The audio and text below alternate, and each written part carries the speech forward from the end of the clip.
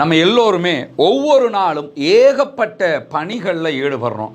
சிறிய வேலையாக இருக்கலாம், மிக பெரும் வேலையாக இருக்கலாம். எதை செய்தாலும் மனிதன் என்கிற வகையில் நமக்கு சோர்வு ஏற்படுவது என்பது இயற்கையானது. அந்த அடிப்படையில் நபிகள் நாயகம் ஸல்லல்லாஹு அலைஹி வஸல்லம் அவருடைய அன்பு மகள் ஃபாத்திமா ரலியல்லாஹு அன்ஹா அவர்கள் மாவு அரைக்கிற திரிகையை பயன்படுத்தி அவங்களோட கையெல்லாம் பொக்குளம் வர்ற மாதிரி ரொம்ப கடினமான வேலையாக இருக்கிற காரணத்தினால ஒவ்வொரு நாளும் அவங்க டயர்ட் ஆகுறாங்க.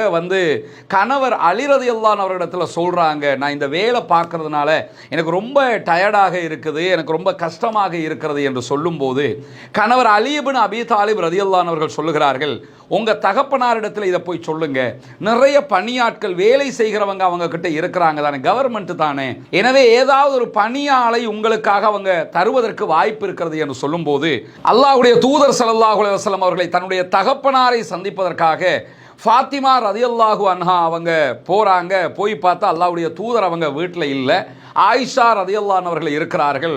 தான் வந்த செய்தியை என்னுடைய தகப்பனாரிடத்தில் சொல்லிவிடுங்கள் என்று சொல்லிட்டு ஃபாத்திமா ரலியல்லாஹு அவங்க ரிட்டர்ன் வந்துடுறாங்க. வந்ததற்கு பிறகு அல்லாஹ்வுடைய தூதர் ஸல்லல்லாஹு அலைஹி வஸல்லம் அவங்க வீட்டுக்கு வரும்போது ஆயிஷா ரலியல்லாஹு அவங்க சொல்கிறாங்க, உங்களை பார்க்கறதுக்காக இன்னைக்கு ஃபாத்திமா வந்தாங்கன்னு சொல்லி முடிய உடனே ஃபாத்திமா ரலியல்லாஹுடைய வீட்டை நோக்கி போய் வர்றாங்க. ஏன்னா ஃபாத்திமா மேலே அளவு கடந்த ஒரு பாசம் ரசூலுல்லாவுக்கு இருந்தது.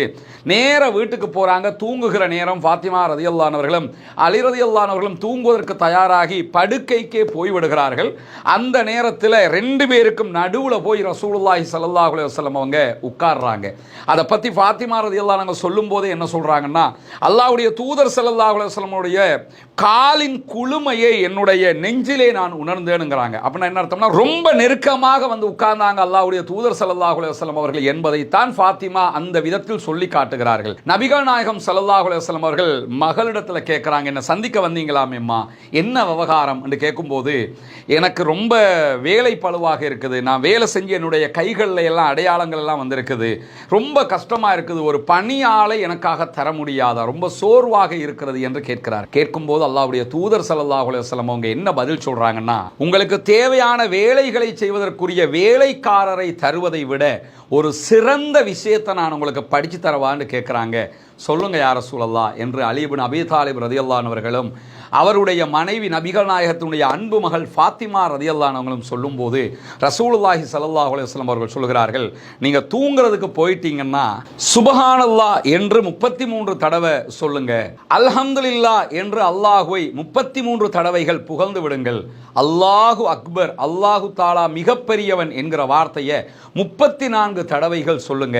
இது நான் உங்களுக்கு வேலை செய்வதற்கு ஒரு வேலைக்காரரை தந்து அவர் வேலைகளை செஞ்சு உங்களுக்கு என்ன சுகம் கிடைக்குமோ அதைவிட சிறந்தது மகளே என்கிறார்கள் நபிகள் நாயகம் ஸல்லல்லாஹு அலைஹி வஸல்லம் அவர்கள். தூங்குகிற நேரத்தில் நாம் ஓத வேண்டிய பிரார்த்தனைகளில் அல்ஹம்துலில்லாஹ், சுப்ஹானல்லாஹ், அல்லாஹு அக்பர் ஆகிய இந்த 3 வார்த்தைகளும் மிக முக்கியமானது. உடல் சோர்வு நீங்கி நிம்மதியாக தூங்குவதற்கு, தூக்கம் சீக்கிரமாக வருவதற்கு அல்லாஹ்வுடைய தூதர் ஸல்லல்லாஹு அலைஹி வஸல்லம் அவர்கள் அழகாக கற்றுக் கொடுத்த ஒரு பிரார்த்தனையாக இதை பார்க்க முடியும். இதனையும் நம்முடைய வாழ்க்கையில் எடுத்து நடப்போம். இம்மையிலும் மறுமையிலும் வெற்றி பெறுவோம்.